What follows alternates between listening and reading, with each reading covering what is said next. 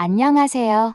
인생을 바꾸는 관점입니다. 오늘은 정말 충격적인 사연을 가지고 왔는데요. 세상에서 가장 믿었고 모든 걸 바쳤던 아들과 며느리에게 배신당해 죽음 가까이 가게 되었던 김순애님의 사연입니다. 여러 사람의 도움과 아들과 며느리에게 복수를 하고자 하는 열망이 기적을 만들었다고 하는데요. 오늘의 사연, 지금 바로 들어보시죠. 안녕하세요. 저는 올해 70을 넘긴 평범한 할머니, 김순애라고 합니다.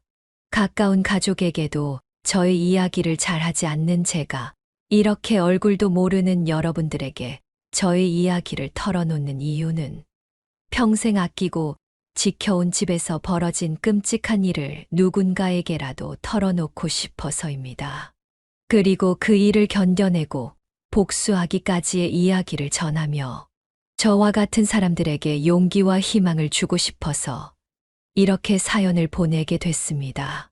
그럼 제 이야기 끝까지 잘 들어주시면 감사하겠습니다. 지금은 검은 머리카락보다 흰 머리가 더 많아진 늙은이지만 제 인생에서도 가장 빛나고 찬란했던 시기가 있었습니다. 그 순간은 바로 남편과 함께 저희가 함께 살 집을 지었던 날이에요. 30년 전 우리는 악착같이 일해서 모은 전 재산을 털어 2층짜리 단독주택을 마련했습니다. 남편은 손수 설계도를 그리고 벽돌 하나하나에 마음을 담아 쌓아 올리면서 우리 가족만의 보금자리를 만들었어요. 우리는 이 집에서 함께 늙어가면서 나중에 아들이 결혼을 해서 낳은 손주들이 정원에서 꺄르르 웃으며 뛰어노는 그런 행복한 미래를 꿈꿨죠.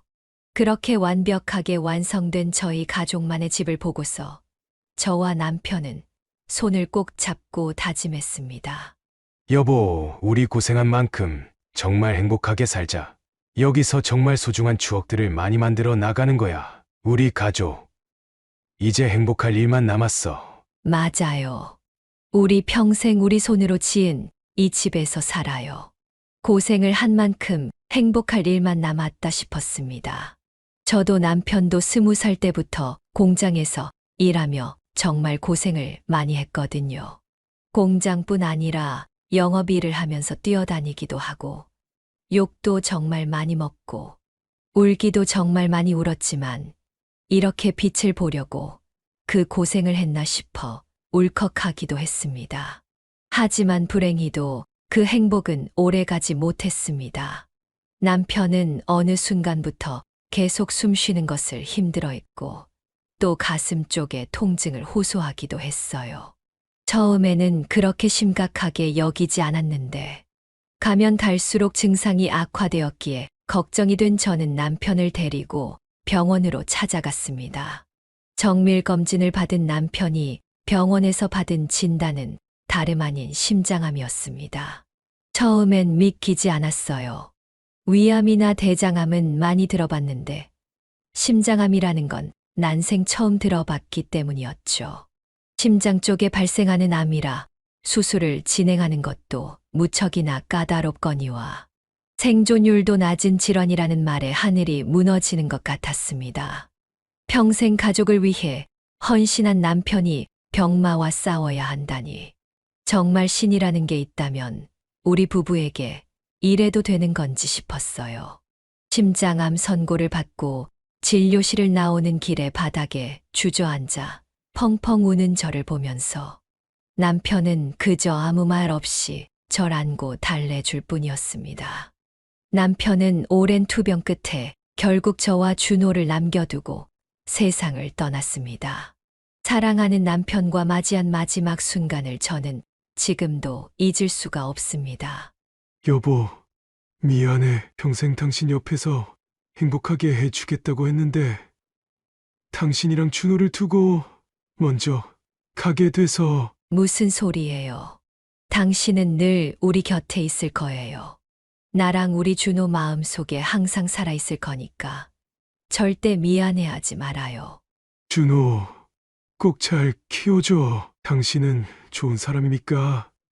그리고 강한 사람이니까 잘할 수 있을 거라 믿어. 그동안 못난 남편 만나서 고생만 하고 미안해, 여보. 그렇게 남편은 눈을 감았고 저와 아들 둘이 남은 이 집은 행복한 꿈이 담긴 공간이자 남편의 빈자리가 너무도 크게 느껴지는 장소가 되었습니다.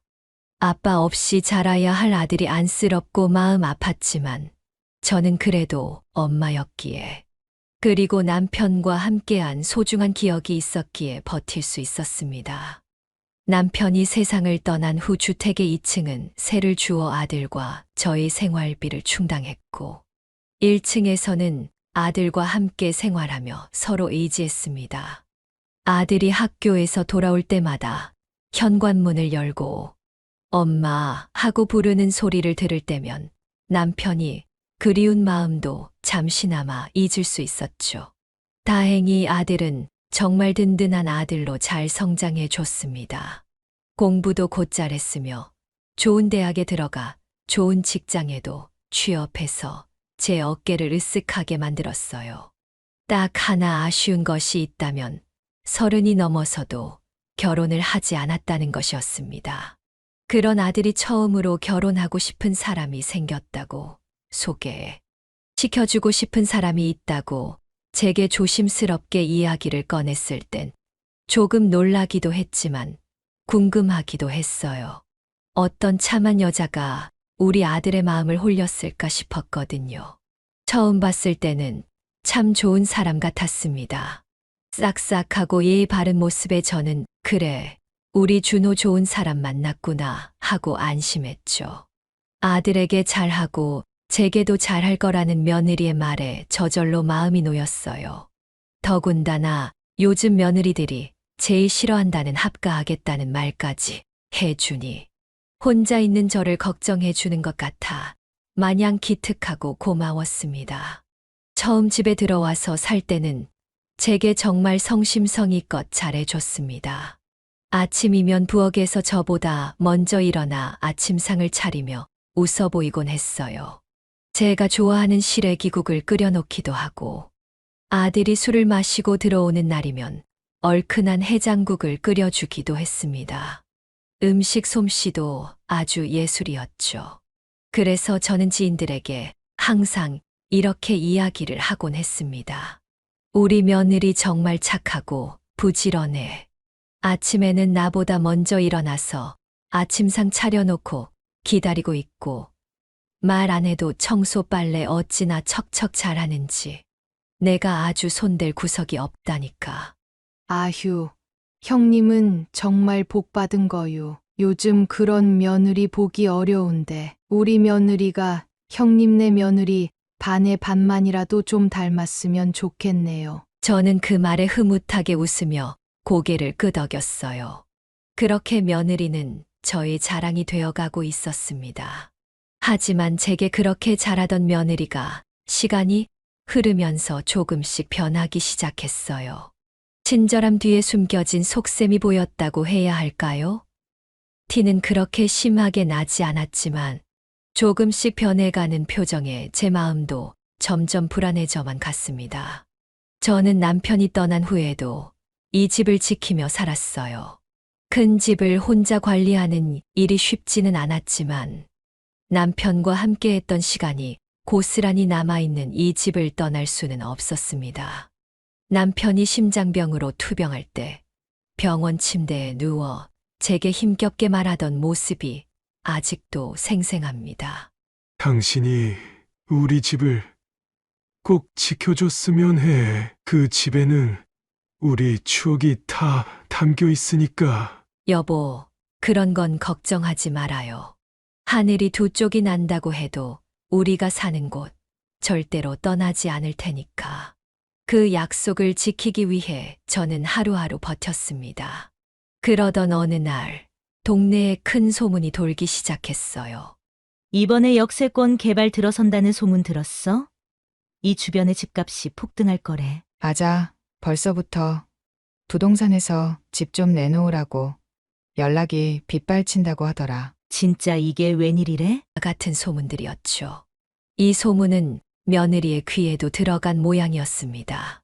그날 저녁 며느리는 저녁상을 치우며 의미심장한 미소를 지으며 제게 다가와 이런 이야기를 하더군요.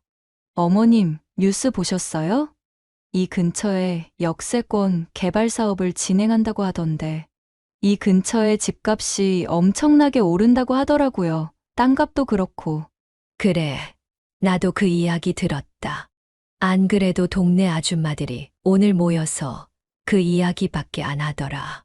뭐, 이러나 저러나 나랑은 상관없는 이야기다. 나는 여기서 계속 살 거니까. 제 말에 며느리의 눈빛은 사정없이 흔들렸습니다.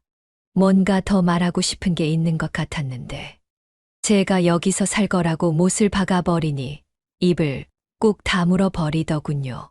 설마 땅값이 오를 테니 이 집을 팔라는 헛소리를 하려던 건 아니었을까 싶은 찝찝한 마음이 들었지만, 그때까지만 해도 마음 한켠에 밀려오는 찜찜함을 애써 숨기기 위해 태연한 척 행동했습니다.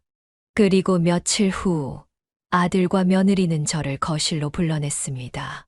어머님, 저희가 정말 이 말씀을 드려야 하나 말아야 하나 고민을 많이 했는데요. 이렇게 큰 집을 혼자 관리하시는 게 얼마나 힘드실까 싶은 생각이 들더라고요. 저희는 어머님이 조금 더 편하게 사셨으면 해요. 어머, 내가 언제 너희한테 집 관리하는 게 힘들다고 불평한 적 있니?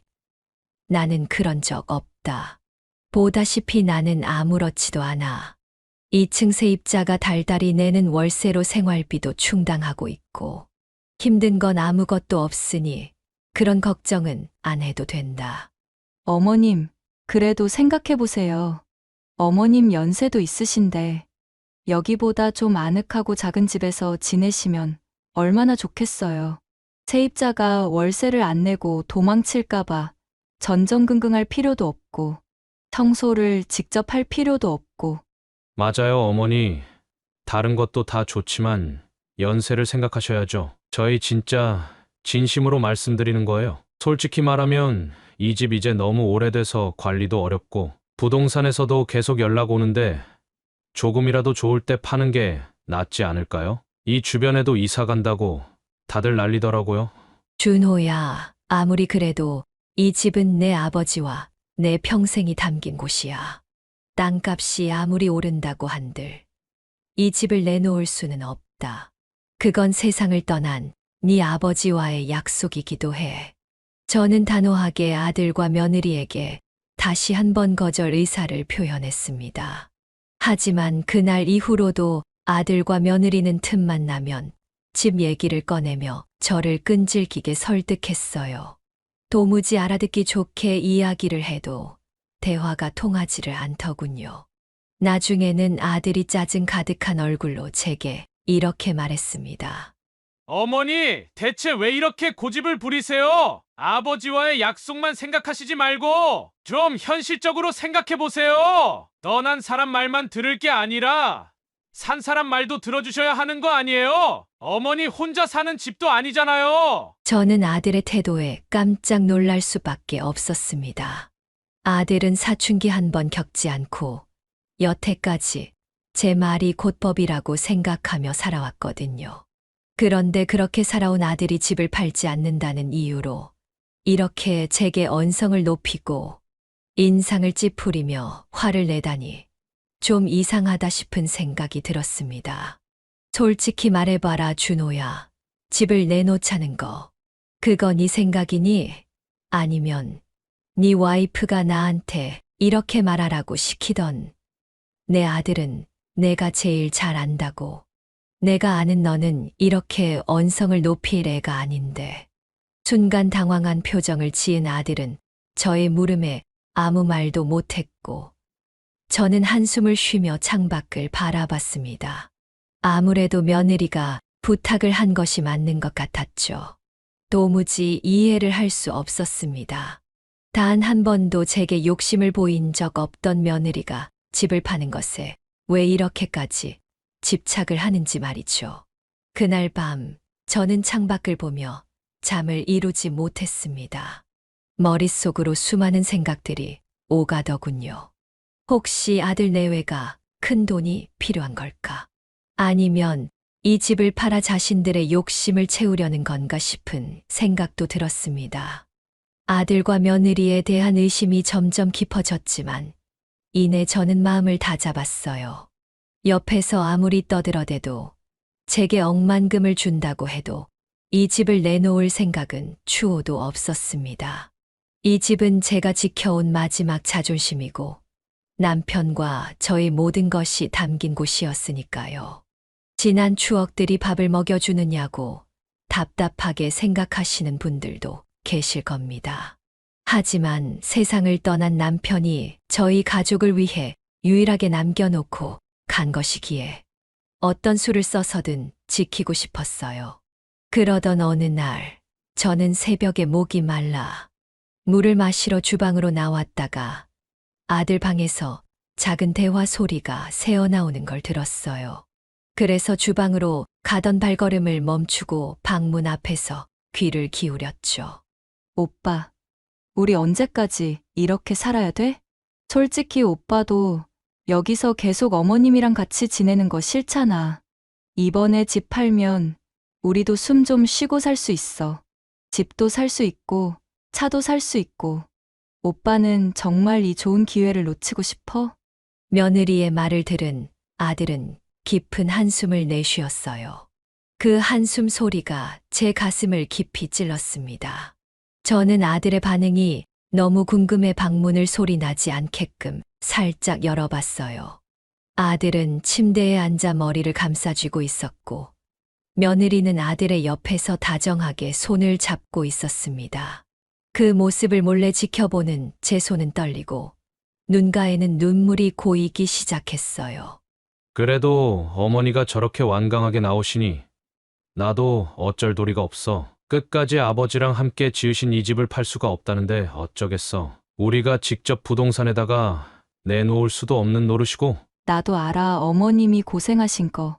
어머님이 오빠 혼자서 얼마나 열심히 키우셨는데 그거 하나 모를까 봐. 근데 오빠, 우리 인생도 생각을 해야지. 예전에는 오빠랑 어머님 둘뿐이었으니까 잘 몰랐겠지만 이제 오빠는 가정이 있잖아. 나를 먼저 생각해 줘야지. 내가 나 좋자고 이러는 것 같아? 아니야. 우리 모두의 행복을 위해서 이러는 거지.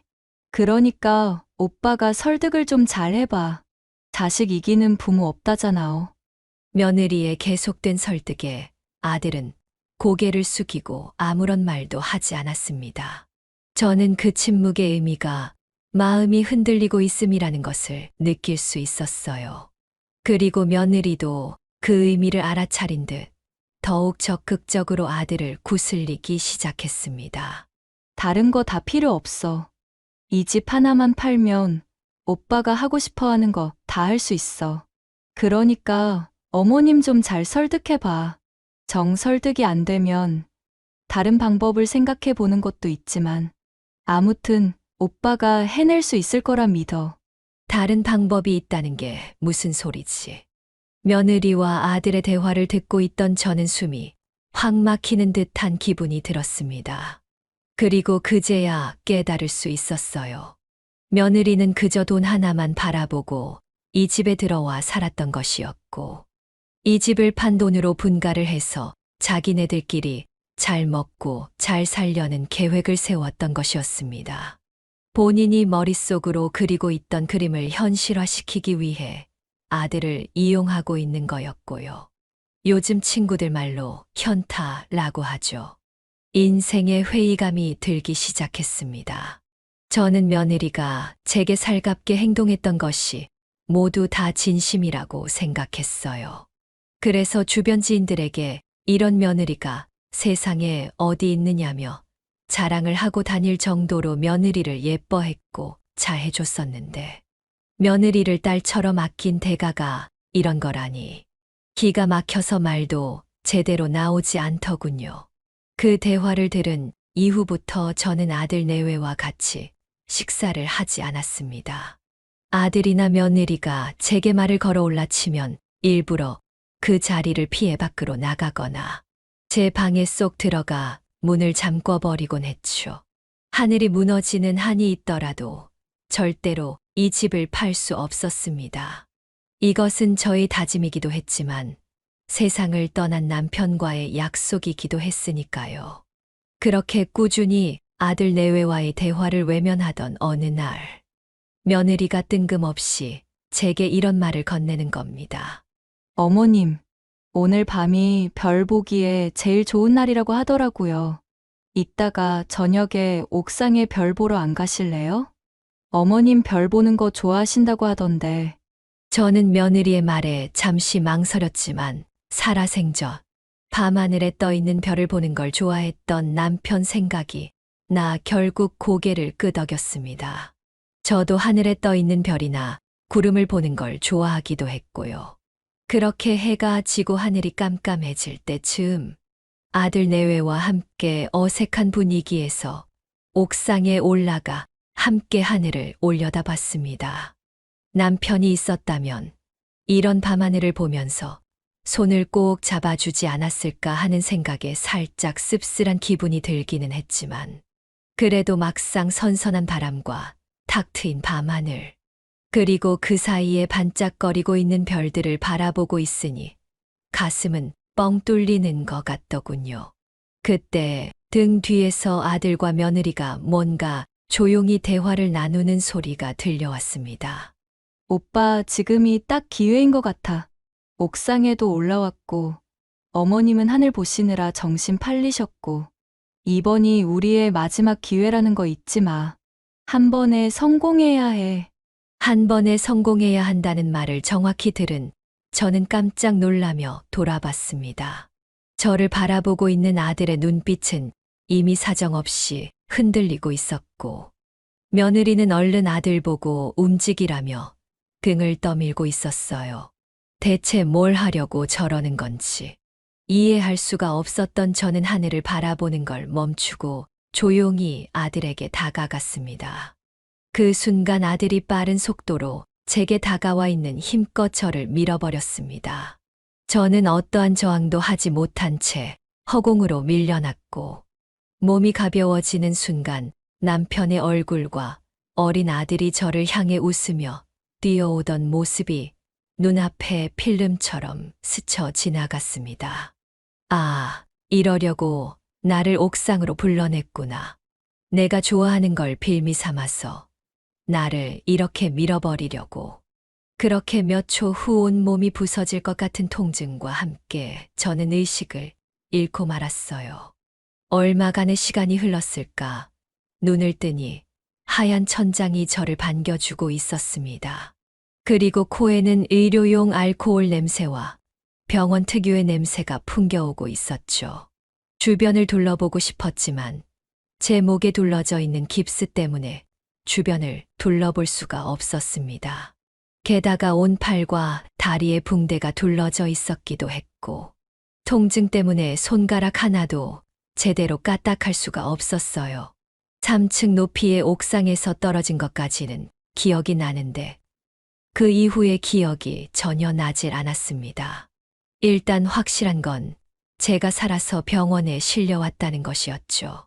이게 어떻게 된 건지 계속해서 상황을 파악하고 있던 순간 커튼이 거쳐지고 의사 선생님께서 절 찾아오셨습니다. 환자분, 정신이 좀 드세요? 여기가 어딘지 아시겠어요? 병원. 저 살아있는 거 맞죠? 선생님, 제가 여기에 어떻게 하다가 실려오게 됐는지 혹시 아시는 것 있나요? 저는 기억이 전혀 나질 않아서요. 아드님께서 119에 신고해서 실려오셨어요. 환자분 혼자 별을 보겠다고 옥상에 가셨다가 발을 헛디뎌 떨어지셨다고. 그래도 천만다행으로 머리부터 떨어지지 않으셔서 생명에는 아무 지장 없으세요. 그런데 의사 선생님은 한참을 망설이셨습니다. 그 망설임의 겁이 덜컥 나더군요. 혹시나 내 몸에 내가 모르는 이상이라도 있나 싶어 숨죽여 다음 말을 기다렸습니다. 그런데 이어진 의사 선생님의 말은 가히 충격적이었어요. 떨어지실 때 척추신경이 심하게 손상되셨습니다. 그래서 앞으로 이동을 하는 데 있어 많은 제약을 받게 되실 거예요. 쉽게 말해 하반신 마비가 찾아왔다는 겁니다. 네, 그게 무슨 말씀이세요, 선생님? 하반신 마비라니요. 그러면 제가 평생을 못 걷게 될 거라는 말씀이신가요? 하반신 마비라고 해서 무조건 평생을 못 걷는 건 아닙니다. 1년 이상 재활 운동을 해야 하는데 그 재활 과정에서 기력적으로 조금이나마 걷게 되시는 분들도 있어요. 쉽지 않겠지만 포기하지 않으면 됩니다. 그래도 많이 힘드실 테니 옆에서 가족분들이 많이 도와주셔야 할 거예요. 가족이라는 말에 저는 눈을 감고 속으로 되뇌었어요. 제 가족이 절 이렇게 만든 건데. 하고요. 차마 입 밖으로 내뱉을 수 없는 말이었죠. 의사 선생님은 천천히 병실을 나갔고 저는 하얀 천장을 보며 눈물을 흘렸습니다. 비록 몸은 움직일 수 없었지만 마음만큼은 분노로 끓어오르고 있었어요. 병원에서의 시간은 참으로 고통스러웠습니다. 해가 몇 번이고 뜨고 지고 계절이 바뀌어도 저는 병실 침대 위에 누워 그저 천장만 바라볼 뿐이었습니다.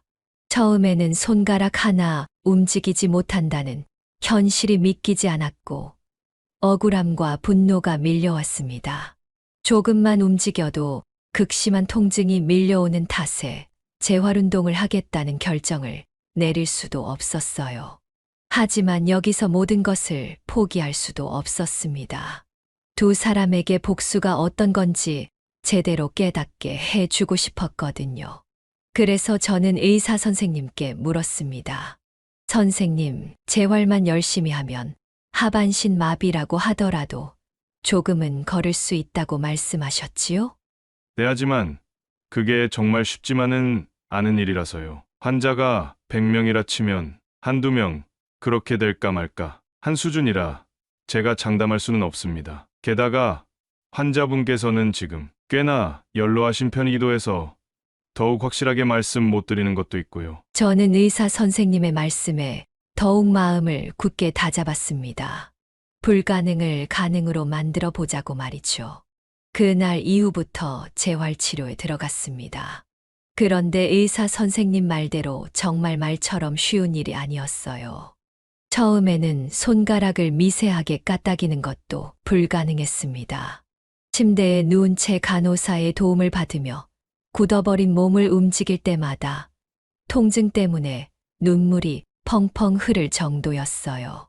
하지만 통증 때문에 괴롭다고 해서 이 모든 과정들을 멈출 수는 없었습니다.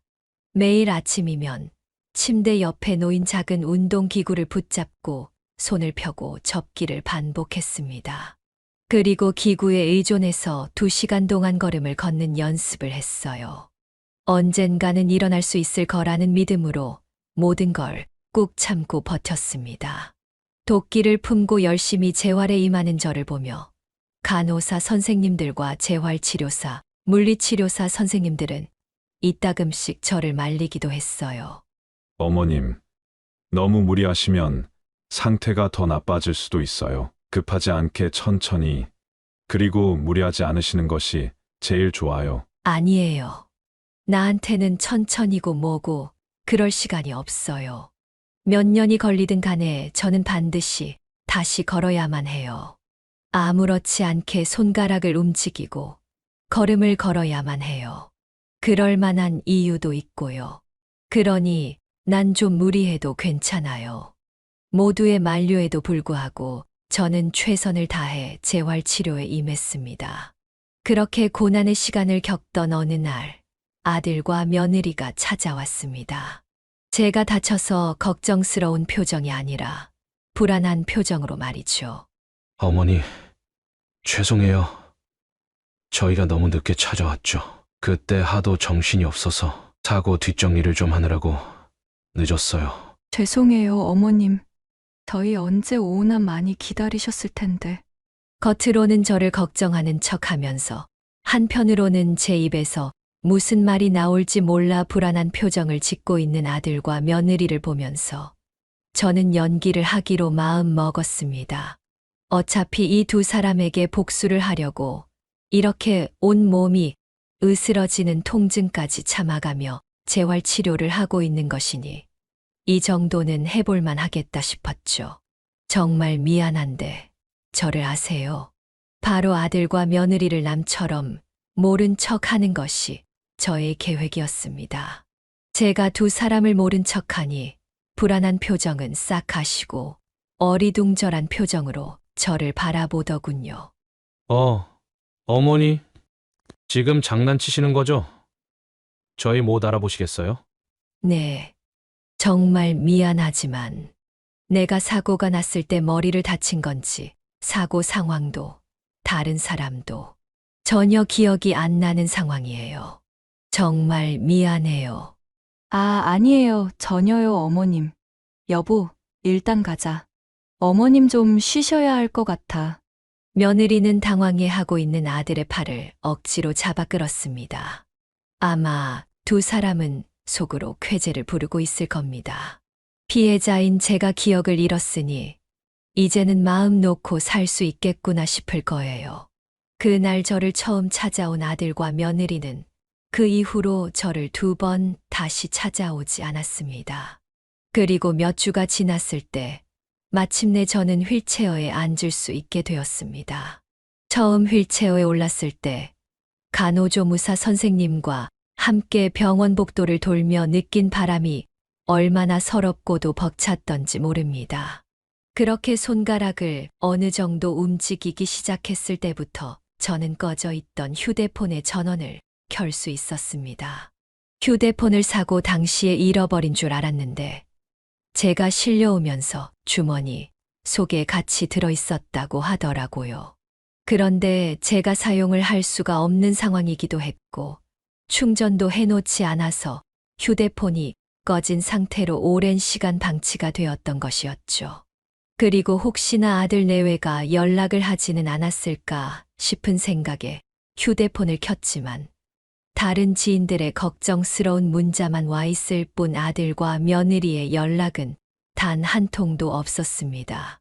그럼 그렇지. 저는 한숨을 한 번 내쉬고서 본격적으로 아들과 며느리에게 복수를 하기 위해 만반의 준비를 시작했습니다. 제일 먼저 알아봐야 했던 것은 다름 아닌 제가 자력으로 발을 헛디뎌 옥상에서 떨어진 것이 아니라 아들이 옥상에서 저를 밀었다는 증거를 찾는 것이었어요. 그런데 하필이면 장소가 옥상이었기에 증거 찾는 것이 쉽지 않을 것 같았죠. 그래도 저는 포기하지 않고 열심히 할 수 있는 만큼 증거를 찾았습니다. 옥상 추락사고, 주택 CCTV, 가족 고소. 이런 걸 검색해야 하는 하루하루가 전쟁 같았습니다. 그렇게 여러 방법을 찾던 중 제게 뜻밖의 전화가 걸려왔습니다. 바로 저희 집 2층에 살고 있었던 세입자의 전화였죠. 제가 전화를 받자 세입자 청년은 깜짝 놀라며 제게 이렇게 이야기했습니다. 세상에, 사장님, 그동안 무슨 일 있으셨던 거예요? 왜 이렇게 연락이 안 되셨어요? 전화기도 꺼져 있고 제가 얼마나 걱정하고 있었다고요. 월세 입금해도 전화가 계속 꺼져 있고 1층에 찾아가도 아무도 문을 안 열어줘서 아이고, 그랬구나. 미안해요. 내가 지금 사고가 나서 병원에 입원해 있어요. 사고요? 괜찮으세요? 많이 다치셨어요? 많이는 아니고 조금. 그런데 지금 1층에는 우리 아들이랑 며느리가 살고 있을 텐데 문을 안 열어줬어요? 네. 일단 인기척도 없고 내려가서 문을 두드려도 아무도 문을 안 열어줬어요. 그래서 무슨 일이 있으신 건가 싶었죠. 세입자 청년의 말에 한숨이 절로 나왔습니다. 숨어 사는 건지 아니면 집을 방치한 채 밖에서 지내고 있는 건지 알 턱이 없었죠. 그런데 문득 어떤 생각 하나가 머릿속을 스쳐 지나갔습니다. 저 총각, 혹시 내 부탁 하나만 들어줄 수 있어요? 부탁이요. 어떤 부탁이신데요? 다름이 아니라 우리 주택에 옥상 있지. 그쪽을 비추고 있는 CCTV가 근처에 있어요? 아무래도 없겠지. 저희 집 옥상 쪽을 비추는 CCTV요? 글쎄요. 잘 모르겠는데요. 아마 찾아봐야 할 것 같아요. 그런데 CCTV는 왜요? 내가 꼭 필요한 일이 있어서 그래. 혹시 주변에 그런 CCTV 같은 게 있는지 살펴보고 나한테 전화 좀 줄 수 있을까요? 네, 알겠습니다. 제가 살펴보고 연락드릴게요. 청년은 전화를 끊은 지 30분도 되지 않아 제게 다시 전화를 줬습니다. 그리고 놀라운 사실 하나를 알려줬어요. 바로 저희 주택의 바로 옆에 있는 주택에 저희 집 옥상 쪽 방향을 어렴풋이 비추고 있는 CCTV가 있다는 것이었죠. 아예 대놓고 비추지는 않아도 위치상 어느 정도는 보일 수 있을 정도로 자리를 잡고 있다고 하더라고요. 이거다 싶었습니다. 다행히 옆집 주택에 살고 있는 사람은 친하게 지내는 동생이었기에 문제없이 연락을 취할 수 있겠다 싶었어요. 저는 청년에게 몇 번이고 고맙다는 말을 전한 다음 곧바로 옆집에 사는 동생에게 전화를 걸었습니다. 아이고 형님, 이게 얼마만이야 세상에. 그동안 왜 이렇게 연락이 안 됐어요? 나는 나 모르는 사이에 형님이 다른 지역으로 이사라도 갔나 해서 서운할 뻔했네. 아휴, 미안해. 내가 일이 좀 있어서 지금 병원에 있거든. 한동안 휴대폰도 꺼져 있었고 치료받느라 연락을 못했어. 저 다름이 아니라 내가 부탁 하나만 할 수 있을까? 아주 중요한 문제야. 저는 동생에게 떨리는 목소리로 상황을 하나부터 10까지 자세히 설명한 다음 혹시 집에 있는 CCTV를 볼 수 있겠느냐고 물었습니다.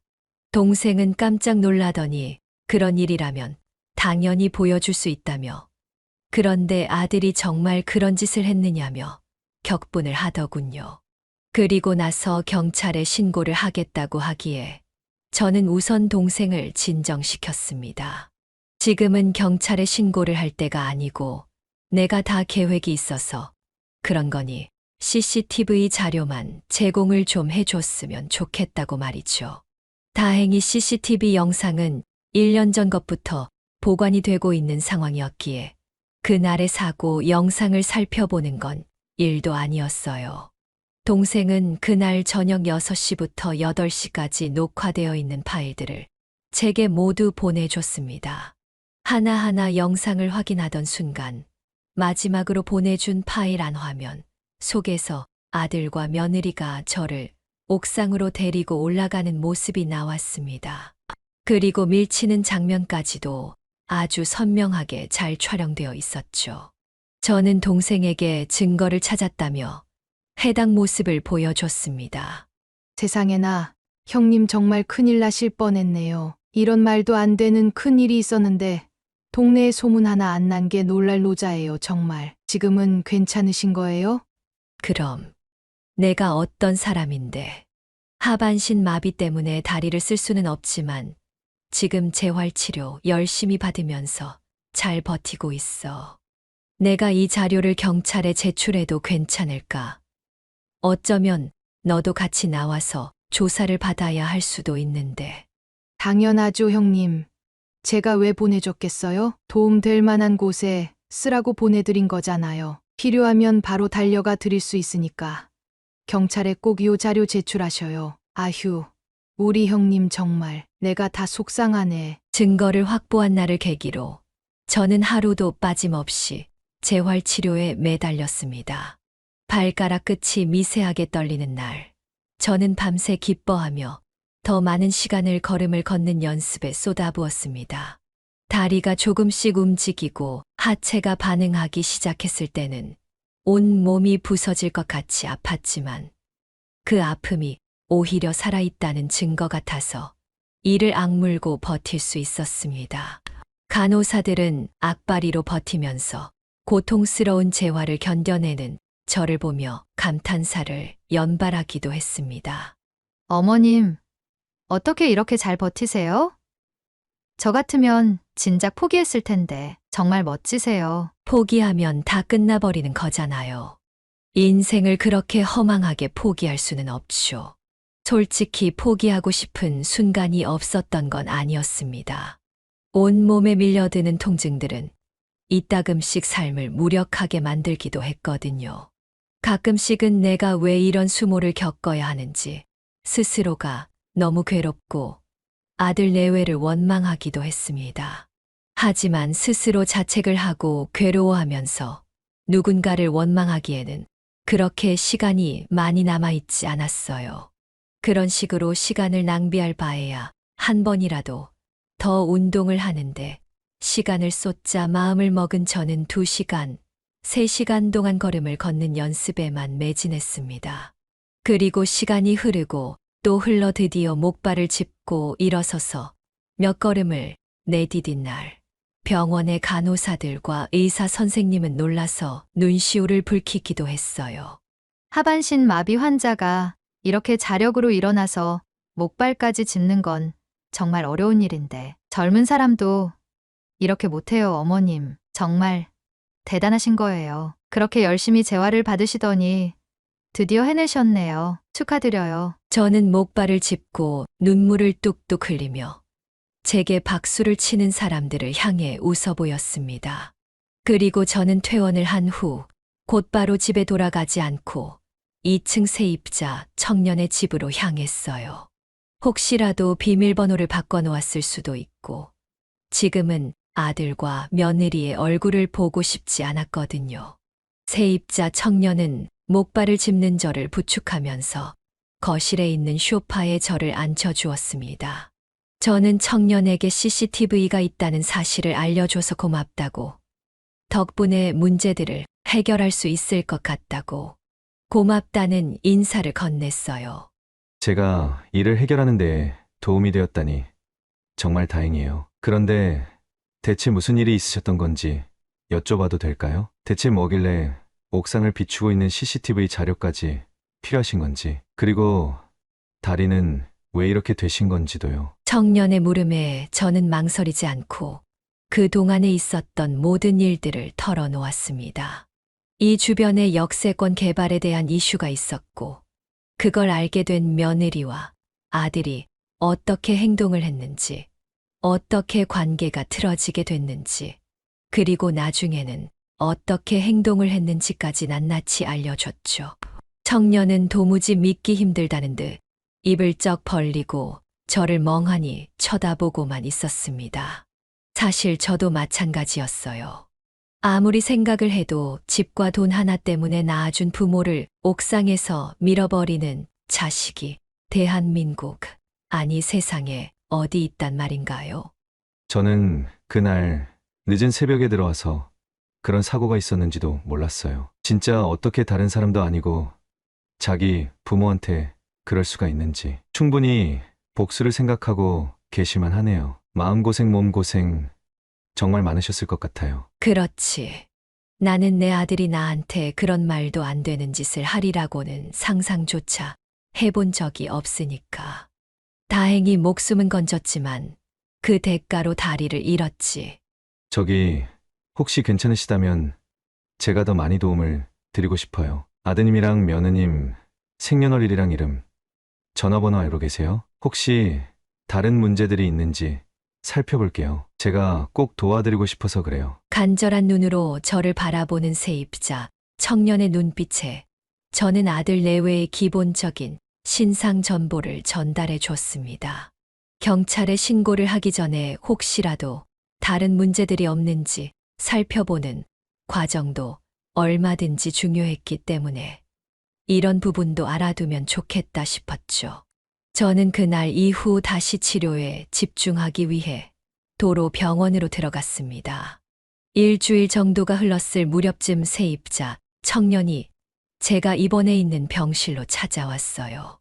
그런데 세입자 청년의 안색이 말이 아니었습니다. 뭔가 문제가 있는 것 같은 표정으로 다가와서는 한참 동안 망설이다 겨우 이야기를 시작하더군요. 놀라지 말고 들으세요. 사장님 며느리분 예전에 사기 전과가 있더라고요. 사실 제 친구가 경찰서 행정 쪽에서 일하는데 그 친구에게 상황을 설명하고 사람 하나 살리는 셈치고 도와달라고 부탁했더니 과거 기록을 찾아줬어요. 사기 전과로 몇 년 전에 집행유예를 받았고 피해자도 피해 금액도 상당히 많았대요. 그런 사람이 지금 멀쩡하게 아무렇지도 않게 살고 있었다니. 저도 그 이야기를 듣고 크게 충격을 받았어요. 사기 전과를 가지고 있었다고. 정확히 어떤 사기인지는 모르고.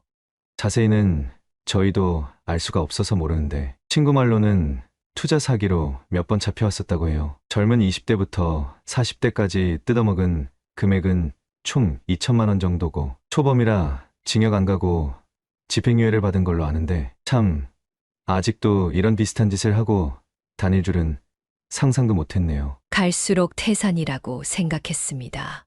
며느리가 뒤에서 우리 아들을 꼭두각시처럼 조종을 해 댄 것도 모자라서 사기까지 치고 다닌 전과자였다니. 기가 막혀서 웃음밖에 안 나오더군요. 저희 반응에 세입자 청년은 제 두 손을 꼭 잡아주며 응원을 불어넣어 주었습니다. 반드시 이겨내세요. 저도 사장님이 이기실 수 있도록 옆에서 끝까지 함께 할게요. 저는 세입자 청년의 응원에 힘입어 그날 저녁 세입자 청년과 함께 경찰서에 찾아갔습니다. 제가 불편한 몸을 이끌고 고소장을 접수하자 경찰은 내용을 세부적으로 검토하더니 깜짝 놀라 정말 자식들이 몸을 그렇게 만든 것이 맞냐고 물었어요. 그 누구도 이 상황을 믿고 싶지 않아 했습니다. 하지만 제가 표정 하나 변하지 않고 진짜 실제로 일어난 일이라며 CCTV 자료까지 제공을 해 주니 그제서야 모든 사실을 진실로 깨닫고서 사건을 접수해 주셨어요. 그리고 정확히 2주 후 경찰들과 저는 아들 내외가 살고 있다는 오피스텔로 찾아갔어요. 이 두 인간들은 좋은 1층 집 주택은 나 몰라라 하고 어디서 돈이 난 건지 전세로 오피스텔을 얻어 잘 지내고 있다고 하더군요. 초인종을 누르자 곧바로 현관문이 열렸고 그 안에서 나온 아들은 문을 열자마자 저승사자를 본 듯 얼굴이 새하얗게 질리더군요. 경찰은 아무렇지도 않은 덤덤한 표정으로 아들의 손목에 수갑을 채우며 고지사항을 읽어가기 시작했습니다. 그때 갑자기 아들이 소리를 지르며 미친 듯이 날뛰는 겁니다. 아니요. 대체 지금 무슨 말씀을 하시는 건지도 모르겠고 저희 집에도 왜 어떻게 찾아오신 건지는 모르겠지만 저는 아무런 잘못 없습니다. 전부 다 오해예요. 오해! 김준호 씨, 저희가 증거도 없이 집에 찾아와서 이러는 것 같아요. 아무 잘못 없는 사람 수갑 채워서 끌고 가면 저희도 처벌받습니다. 굳이 저희 손해보는 일을 왜 합니까? 그것도 경찰이. 어머니, 기억을 잃으신 거 아니었어요? 저한테는 분명히 아무것도 기억 안 난다고 하셨잖아요. 그건 너희를 떠보기 위한 연기였어. 그런데 너희는 정말 눈 하나 깜짝 않고 내가 기억이 안 난다고 하니 그날 이후로는 날 찾아오지 않더라. 참, 그때 알았어. 너희는 정말 사람의 탈을 쓴 악마라는 걸. 어머니, 오해예요. 저는 그런 사람 아니잖아요. 제가 그동안 어머니한테 얼마나 효도를 하면서 살았는데요. 아버지 돌아가셨을 때도 어머니 옆에 있어준 거 저였고 어머니 그렇게 다치셨을 때도 119 불러드린 거 저였잖아요. 현관문 앞에서 신랑 일을 하고 있자 하나둘씩 현관문이 열리기 시작하더니 사람들의 머리통이 빼꼼하고 나왔습니다. 창피하지는 않았느냐고요. 전혀 그렇지 않았어요. 되려 제 무덤을 제가 더 파는구나 싶은 생각에 더 난리를 쳐봐라 하는 심산이었죠. 그리고 한참 그렇게 시끄럽게 소란을 피우니 방 안에 있던 며느리도 나와서 이 광경을 목격했습니다. 며느리 또한 아들처럼 제 얼굴을 보고서 못 볼 거라고 본 것처럼 깜짝 놀라 소리를 지르더군요. 지금 저희 남편한테 뭐 하시는 거예요? 이거 안 풀어요. 우리 남편이 뭘 잘못했다고 잡아가시려는 건데요. 죄명을 말해보세요. 죄명을. 죄명은 이제 죄를 지으신 분들이 더 잘 아시겠지요? 그리고 며느님도 같이 서해 좀 가주셔야겠습니다. 남편분이 범죄 저지르는 걸 바로 앞에서 지켜만 보고 계셨죠? 그것도 방관죄로 충분히 처벌이 가능하거든요. 그러니까 증거를 가지고 오라니까요? 그렇게 증거 하시니 보여드릴 수밖에 없겠네요. 여기 CCTV가 그 증거입니다. 옆집 건물의 옥상을 비추고 있는 CCTV가 있었고 거기서 찍힌 장면이에요. 이래도 잘못한 게 없다고 끝까지 발뺌하실 겁니까? 경찰관님은 한숨을 푹 내쉬며 아들과 며느리에게 CCTV 자료 화면을 보여줬습니다. 자신들이 대놓고 저를 밀어버리는 장면이 찍혀 있자 한참 시끄럽게 소리를 지르고 자신들은 죄가 없다며 소리를 지르던 아들 내외의 입이 신기하게 꾹 다물어졌어요. 자, 이제 원하는 증거까지 보여드렸으니까 조용히 서로 가시죠. 그렇게 억울하고 화가 나고 잘못됐다 싶으시면 서에 가서 실컷 이야기하시고요. 어머님, 저희가 정말 잘못했어요. 한 번만 용서해 주세요. 저 이렇게 감옥에 갈 수 없어요, 어머님. 며느리는 손목에 수갑을 찬 채로 소리치며 울었고 아들은 눈물을 쏟으며 제발 선처해 달라고 애걸복걸하며 매달렸습니다. 어머니, 저 좀 살려주세요. 네. 저는 어머니 아들이잖아요. 이렇게 잡혀갈 수는 없어요. 제가 전부 다 잘못했어요. 많이 반성하고 있으니 한 번만 용서해 주세요. 제발요. 아들은 떨리는 손을 제게 뻗으며 후회의 눈물을 훔쳤지만 저는 그저 이성적인 표정을 하고서 마치 도살장에 끌려가듯 끌려가는 아들 내외를 바라볼 뿐이었습니다. 두 사람은 수갑을 차고 경찰차에 타는 순간까지도 미친 사람처럼 제게 잘못했다고 용서를 빌었어요. 어머님, 이러시면 안 돼요. 저 진짜 잘못했어요. 다시는 안 그럴게요. 제발요. 제발 저희 좀 살려주세요. 그 순간 저는 속으로 생각했습니다. 이미 아들과 며느리에 대한 도의는 그날 밤 옥상에서 내 등을 밀었던 날 모두 깨져버렸다고 말이죠.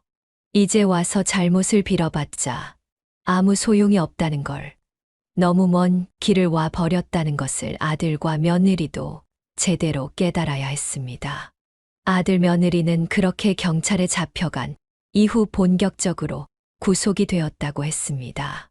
아들과 며느리가 구속된 후에도 제 삶은 멈춰 있지 않았어요. 끝나지 않을 재활 치료는 계속 이어졌습니다. 고민하고 있던 모든 것들이 해결되었기에 제 몸을 더 챙기고 싶었거든요. 처음 목발을 짚고 몇 걸음을 내디딜 때의 감격을 잊을 수가 없었기에 이제는 목발 없이도 걸을 수 있기를 바라는 마음을 담아 재활을 계속했습니다.